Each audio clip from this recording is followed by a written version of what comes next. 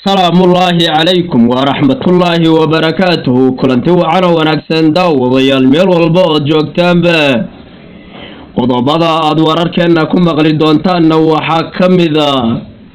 رئيس الوزراء دالك إيطوبيا دكتور أبي أحمد يكون دوات طبان مدحوينو كاكلا سوغا دولة دقانا دالك إيطوبيا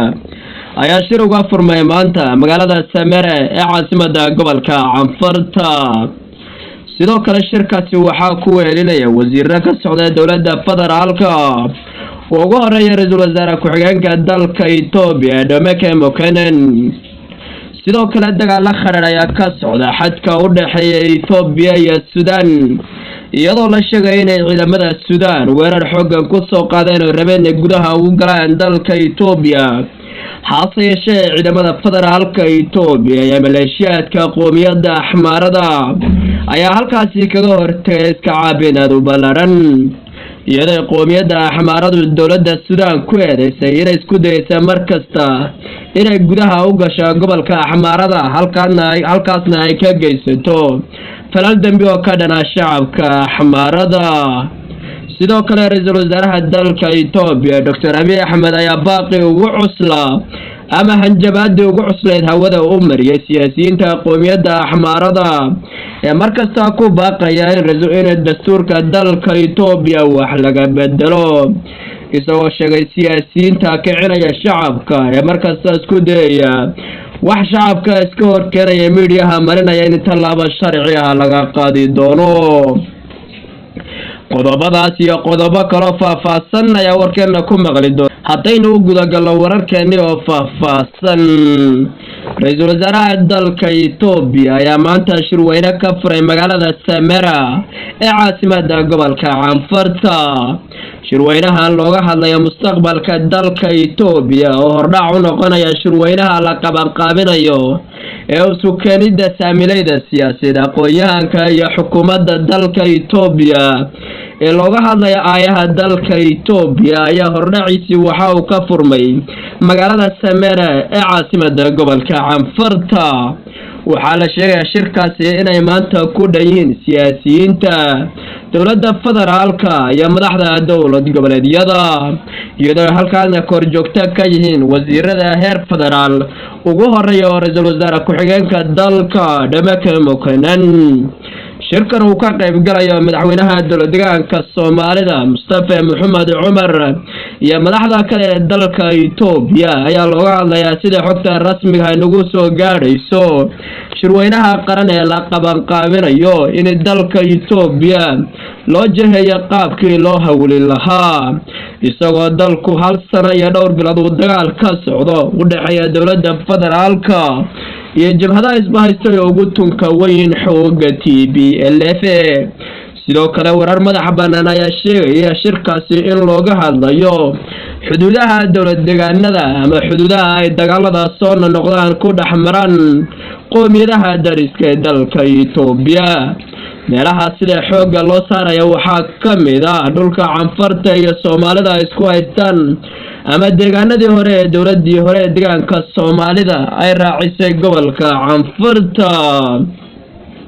madaxweynaha dowlad deegaanka Soomaalida ayaa waxa uu sheegay inay marnana ka tanaasuli doonin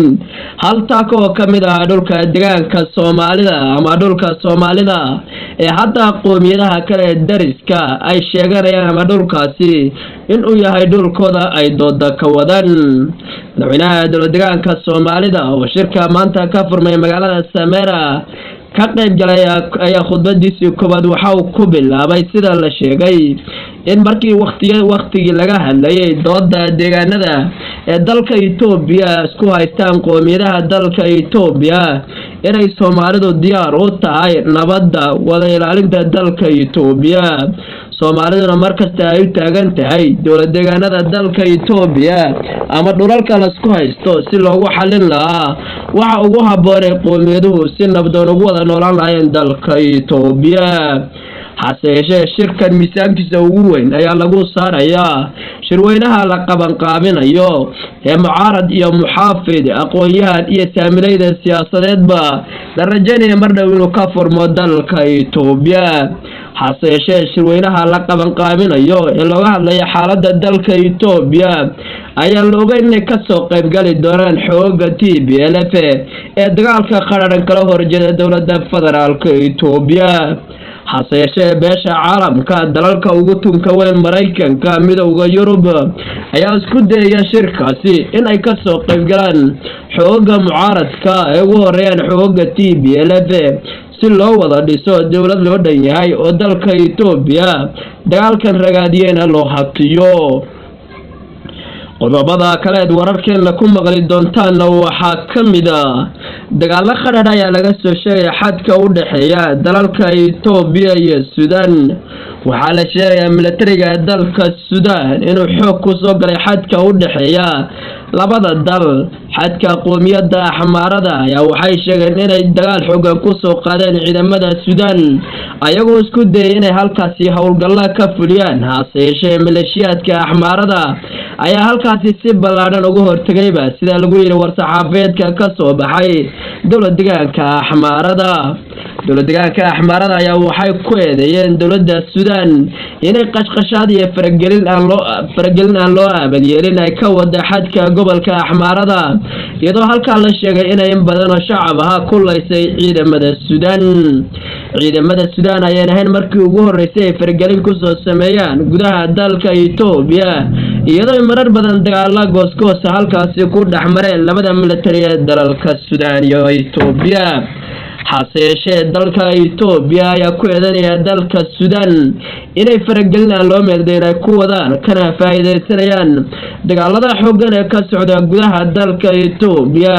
Suudaan ay isku dayaysaa markasta khilaafka dalka Itoobiya gudaha haysa ka taagan inay ka faa'iideysato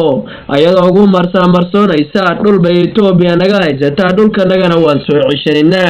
hase yeeshee dowladda Itoobiya ayaa ugu baaqday dowladda Suudaan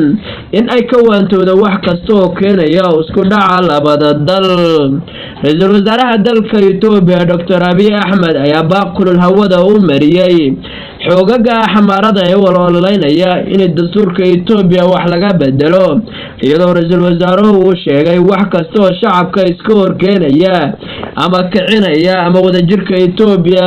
caqabad ku ahaa ama cid kasta oo la timaada arrintaasi calaamado cadeynaya in tallaabo sharci ah laga qaadi doono ra'iisul wasaaraha ayaa si gaar ah wuxuu farta ugu fiiqay siyaasiyiinta Axmaarada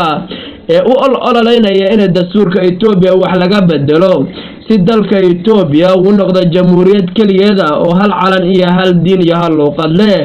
hase yeeshee qoomiyadaha dalka Itoobiya ayaa marna aqbali doonin in dastuurka Itoobiya wax laga bedelo qodobkiisa 39 waa sida uu sheegay ra'iisul wasaaraha dalka Itoobiya Dr. Abiy Ahmed ra'iisul wasaaraha Itoobiya oo ka soo jeeda qoomiyadda ugu tira badan ee Oromada ayaan marna ogolaanan in dastuurka Itoobiya faragelin lagu sameeyo hase yeeshee qoomiyadda Axmaarada ayaa iyadu u aragtay dastuurka hadda jirta inuu caqabad ku yahay wadajirka dalka Itoobiya tan iyo kulanti daba wacan salaamullaahi calaykum waraxmatullaahi wabarakaatuh